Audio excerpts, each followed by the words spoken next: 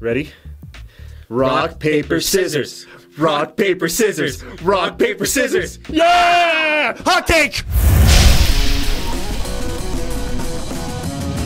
Alright, so today's video is all about us picking the top 5 games that we saw at E3. Now, each of us have our own unique lists, and here's the thing we're doing, alright? So we're going to be listing every single game from 5 to 1 in that order, and he won our little Rock, game paper, at the beginning. scissors match. So he gets to go first, alright? And we're going to keep going back, and then afterwards we're going to have honorable mentions and stuff like that. But let's start off with our very first number 5. Adam, what did you pick? So number 5, I picked... This is exciting, Yeah, isn't it? alright. I haven't heard it, so I'm just going to look into the distance. Yeah. Okay. I don't even remember what I picked. Number 5, I picked... Oh, really? Oh, I picked Ghosts of Tsushima. You picked that as number 5? Yeah, that's my number 5. I thought that would have been way higher. Nope. Jeez. Well, I mean, okay. I'm well, assuming it might appear on someone else's list at some point, but we did see Ghosts of Tsushima at the C3, and we'd seen some trailers previously. It looked really cool. Yeah, it caught our attention, and we'd been paying attention to it for a while. We finally got to see some. I'm assuming that's real gameplay that we saw. What, according to the developers, the gameplay we did see with the sword fighting and everything, that was actual real gameplay. Right. So that's what made it very exciting for me, at least. Dude. A lot of the games I'm about to pick too are games that that seem to be interesting or have some kind of element to them that would be fun to play, even if they didn't really show gameplay itself. But yeah, that to me visually it caught my attention. Oh, absolutely. All that stuff. So yeah, not just the visuals, but the gameplay itself. Seeing the sword fighting, for example, was really cool. I don't want to dig in too deep because we got to be moving along. But there's physics with like blood, and then we saw like paper flapping in the wind. We saw the main protagonist using like a grappling hook. Everything looks gorgeous. The facial like when they're speaking, everything looks great. Thank you. The facial animations are great. It's just wonderful. Yeah. So I would continue, but I really want to hear what your 5 is. My number 5 is My Friend Pedro. My Friend Pedro for the Nintendo Switch and PC, or is it just Switch? I forget what. I know it's on the Switch. I'm pretty sure it's on the Switch. Yeah. This game was shown off at the Devolver Digital Conference, and folks, first off, if we were doing top lists of conferences, they would have got number 1. Their conference was just a blast to watch, even though they didn't really show off a heck of a lot of games.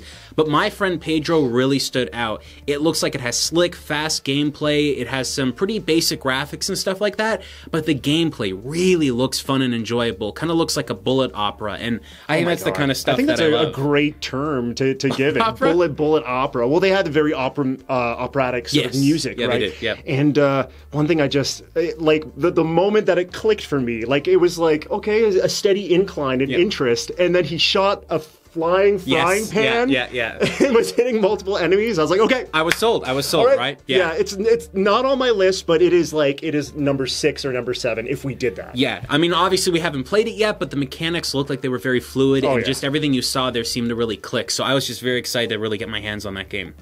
Number 4. Okay. All right. We don't have to do rock, paper, scissors again, do we? No, we do not. I don't think anyone wants that. Nope.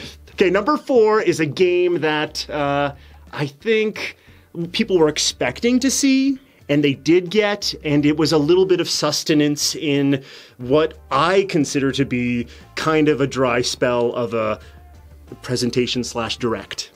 Okay, this is Fire Emblem 3 Houses. Okay, cool. That's my number 4. Now that definitely looked really awesome. Yeah, so I'm a huge fan of Fire Emblem. I've played a ton of the games, and I've been kind of following it along in the weapon triangle, and things have been very similar for a very long time. And this game doesn't seem like it's going crazy with what it's doing. It still looks like a regular Fire Emblem game, but it looks more extreme. You have these gigantic armies, and you're controlling like basically a commander that has a bunch of the same units. It looks like. See, that looked like there's an addition to scope, in addition to the length and the size and everything, and I think that's what I'm most excited about. Yeah, there also seems to be like more of a seamlessness between like, because it's always like one character model, like going around talking to people and stuff. and we did see shots of what I'm assuming to be the protagonist running through like a city and stuff, and you don't really see like city wandering or traversal in Fire Emblem games. So I'm wondering, like, why are you doing that? Is it just to talk to people? Are there other sort of things implemented into the game where, like, you have to visit, let's say, like a smith or you know, something else like that, something that goes into your character's stats? What they showed there showed promise, right? And that's exactly what I'm excited about, is showing that extra promise, that kind of stuff. So yeah, that definitely was one. Now, what's yours? My number 4 is Spider-Man. I think that stole the show for me for the Sony conference. There's a lot of really good stuff at the Sony conference, but Spider-Man's gameplay looked really, really good. I like Ghost of Tsushima. I really did. But Spider-Man, I just thought was really fantastic. The gameplay looked smooth. It looked fast. It looked like there was a lot of stuff going on. And looks boring. Are you serious? Oh man! Well, I mean, web traversal looks pretty cool, but I'm like, yeah, okay. I feel like I already know what the game is. No, I know. I feel like a lot of these games, you know what the games are. Yeah. Well, whatever. It just didn't grab me, I guess. I felt like they showed what. I like the idea that they're not talking about how Spider-Man gets his powers or anything. It's already starting off. They're skipping that. And that's basically the Batman route that you saw with Arkham Asylum and all that stuff. Yes. So what I saw there just seemed to be a really good game, like a very fun game to play with some really good mechanics, some really interesting traversal gameplay, and realistically, it just looked like it was a blast. And that's what I want from a Spider-Man game. I didn't want it to be dark and moody, and honestly, after the Asylum series, I thought that we were going to get something that kind of looked like that, like a darker Spider-Man. And I simply did not want that. So we still have a Spider-Man here that isn't like, you killed my grandfather. It was more like Uncle, whatever. It was more like he was fast to talk. He was making jokes, and I think that's exactly what I wanted from it. So I'm happy to see that. Yeah, it looks okay. All right, what's your third? Okay, number 3. Oh, number 3. Shane, you love this game. Actually, I've never heard your opinion on this series. It is a game by Square Enix, and it was released in Japan in July of last year on the 3DS and on the PS4. Can you guess what it is? 3, 2, 1. It's Dragon Quest XI. Oh, okay. Nah, this wouldn't have been on my list I'm kind of a JRPG boy, and Dragon Quest for me, every time... What? Every time a Dragon Quest game comes out, it's like Christmas morning playing those games. Like every time I load them up, as soon as I hear that intro, I'm like, oh, my heart's melting. Like I love it so much. Almost every Dragon Quest game is like its own sort of separate entity, and I believe this one will be as well. A lot of the same things are going to be carrying over. It's going to be a lot of that traditional sort of turn-based combat, but it's something about it. I really connect with that series, the aesthetic, the music, and I like good old-fashioned JRPGs, and we don't see that many. Yeah, that's fantastic. Nowadays, at least. Well, I'm just going to skip through mine. Mine was Ghost of Tsushima. That's what I thought my third was going to be, and that was it. So we've already talked about that one. So, Adam, 2. Oh, really? Yeah. That quick? You don't have anything else to say about Ghost of Tsushima? It just looks amazing. It really does. I'm so excited for it. I really am. But let's hear 2. Number 2. Number 2 is a sequel. Okay. Do you have a sequel? I do have a sequel. Number 2 is a sequel. It's a kind of sequel. No, this is a straight-up sequel. Oh, okay. Okay. My number 2 is Ori and the Will of the Wisps. Okay. Yeah, I can see that. I really, really enjoyed the first Ori game, and the story, as thin as it was, I found very, very moving. The way that they did it, it was very touching. You had me tearing up a couple times. Wonderful, wonderful visuals, and this sequel looks like it's propelling those visuals. And what's really crazy about that first game is it's not just that the visuals look good; that's the game, right? Yes. That's not like some cutscene. Yep. That's what the game actually looks like. So and what I'm saying about the visual greatness, I would say the same thing about the gameplay as well. Even though the first Ori is hard, and a lot of people have kind of knocked the game for that, I felt like it was fair. Like, you're making those jumps, you're committing to the moves that you're making. And so I'm hoping that they don't pull back on that sort of difficulty level with the sequel, and I'm hoping that they maintain that. Pump up the visuals, give us some more moves and stuff, and just keep trucking forward with what you did in the first one, and you got me. Yeah, I get that. Okay, so my number 2. Number 2?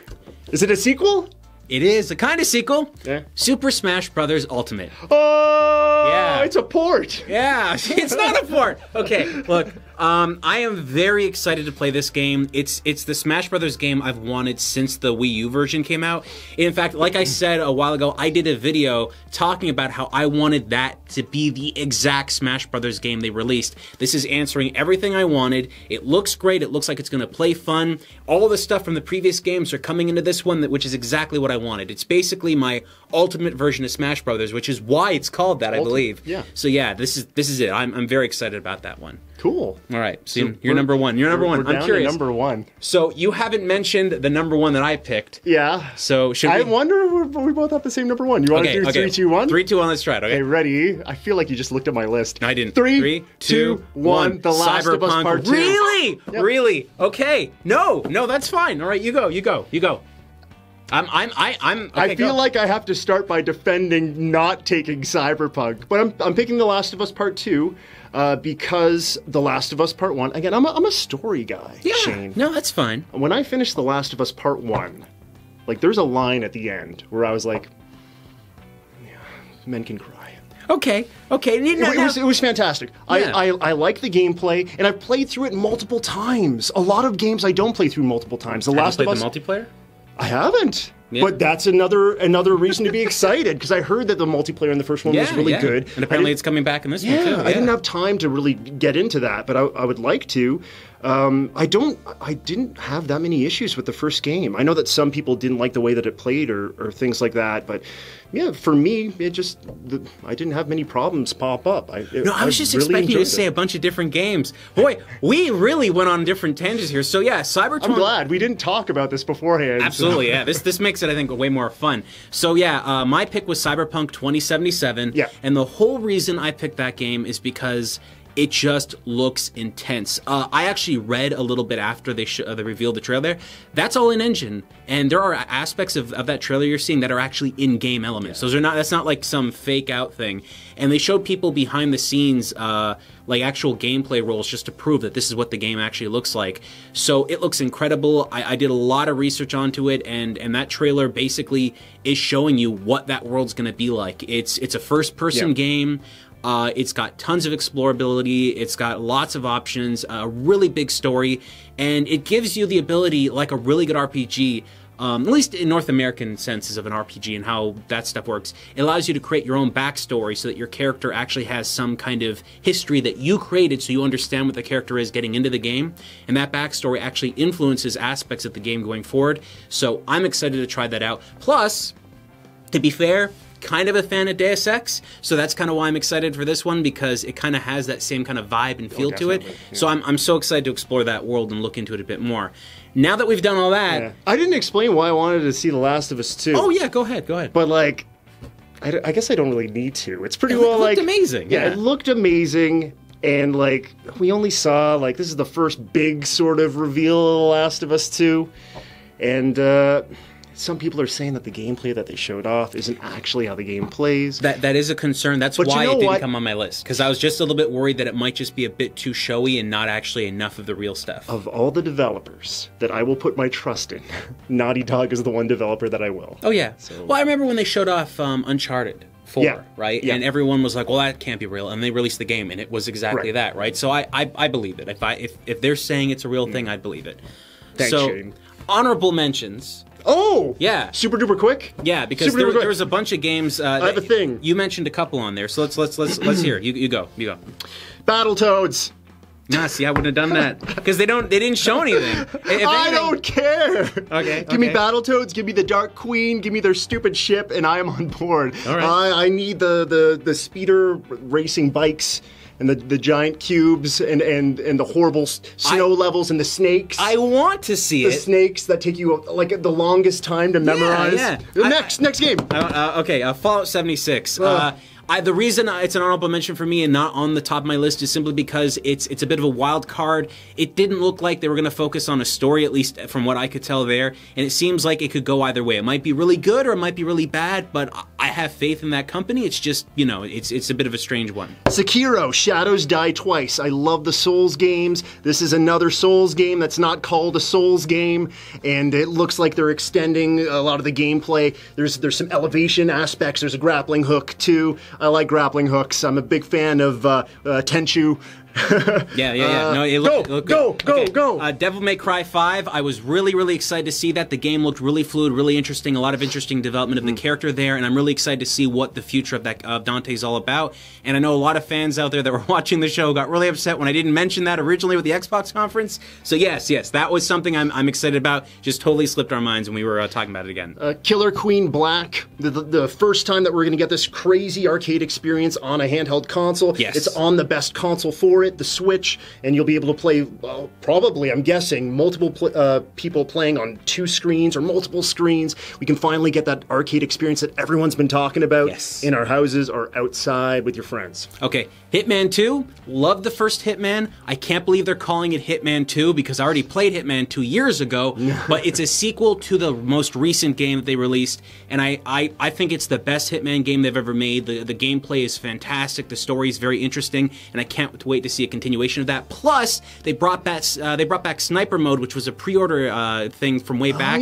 So that Sniper Mode looks amazing, and I still haven't played it yet, and I'm desperately wanting to get my hands on it. Tell me real quick, is it the same developer as the first one? Yes, it's the same developer. It's IOI. It's a different publisher, right? Yeah. Okay. So basically, Square was publishing it before, but now it's Warner Brothers. But the game just looks the same. Like, if anything, it might even be a better game now because now it's being sold as a full piece and not as episodic content. Death Stranding?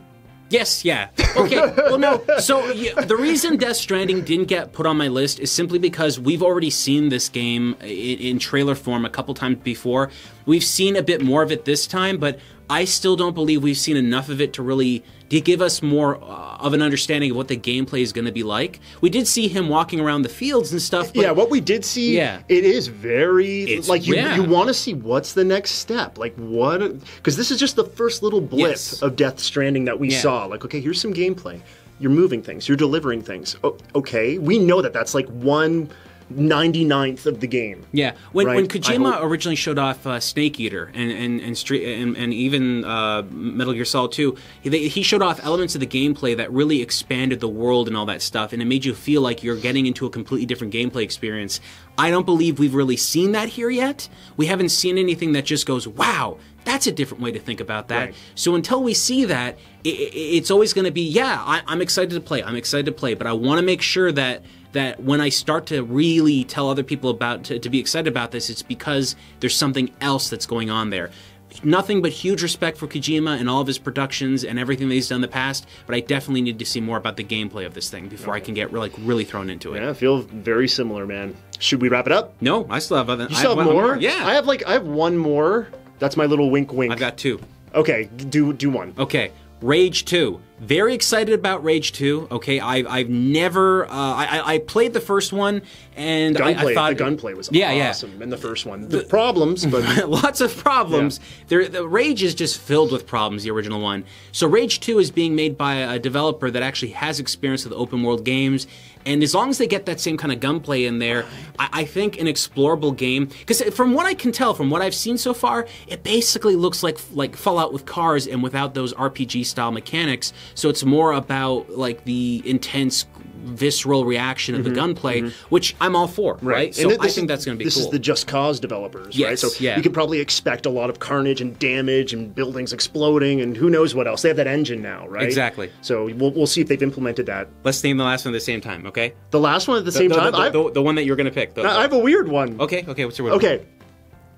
Persona 3 dancing in Moonlight and Persona 5 dancing in Starlight. Well, I wasn't calling. Do you know why? One. Wow, okay. Do you know why? Why? Because I'm pretty sure they're getting physical releases on the Vita. Well, that's a wow. They might not. At first they said they were, but they might not be now. Yeah, because I think they're basically stopping. Well, they're being released on the Vita, man. I don't know if I'd pick a game. They're being released on the Vita, man. I don't know if I would pick a game just because it's coming out to the Vita, but you know what? Also, Catherine's coming out on the Vita. Okay, well, that too. Okay. Anyway, what's your last one? Resident Evil 2 Remake. We didn't talk about Resident Evil 2! No! I had it on my list and I crossed it out a bunch of times to make room for my other crap. Resident Evil 2 Remake looks amazing, and I'm not even the kind of gamer that would want to play that game, but they've been showing off some amazing visuals, amazing voice acting. It's a new Resident Evil game that looks like an old Resident Evil game. Like they're trying to go back to that old style, but it looks so good. The zombies look scary. Yeah. Yeah, we haven't seen scary zombies in a long time. This doesn't look like a B-movie version of Resident Evil. This looks like a serious, honest-to-goodness horror game that I think that we haven't really... when we think of Resident Evil, 7 had more of a horror aspect to it, but it still had some cheesy aspects to it. This one does not, like as far as we can tell, it does not look like it has that. So that's a really interesting take to go for the Resident Evil series. Yeah, absolutely. But yeah, so what games did we not mention here that you think were really cool? And... before you share that in the comments, know that we're going to be doing another video directly after this one where we're talking about the 5 worst games we saw at E3. Stay tuned to that because you know how angry we can get.